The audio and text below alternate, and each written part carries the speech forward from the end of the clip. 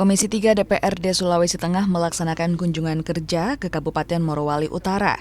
Di Morowali Utara, mereka meninjau penimbunan Sungai LAA dan Sungai Lampi yang dilakukan oleh PT Gunbuster Nickel Industry atau GNI dan PT Stardust Estate Investment atau SEI di Morowali Utara. Kunker dipimpin Ketua Komisi 3 Arnila HM Ali, Wakil Ketua Zainal Abidin Ishak, dan Sekretaris Komisi Muhammad Safri bersama anggota DPRD Morut. Arnila HM Ali mengatakan meninjau aspek teknis pelaksanaan operasional dan dampak lingkungan dari aktivitas PT GNI dan PT SEI. Rombongan Komisi 3 sempat dihadang dan tidak diperkenankan memasuki area kawasan perusahaan oleh pihak keamanan. Kejadian itu sempat memicu protes warga yang turut hadir dalam kunjungan tersebut.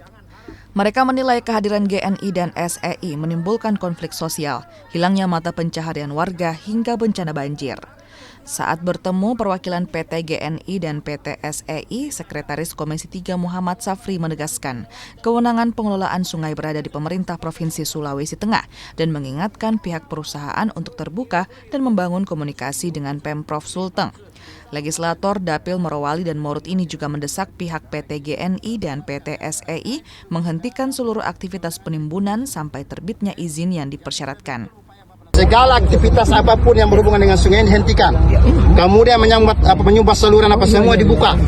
Supaya jangan nanti kemudian Rombongan Komisi 3 juga meninjau PT Bauswo Taman Industri Investment Group atau BTIIG. Dalam pertemuan tersebut, pihak perusahaan menghadapi sejumlah kendala seperti pembebasan lahan, pembangunan dermaga khusus, hingga rencana pemanfaatan air permukaan.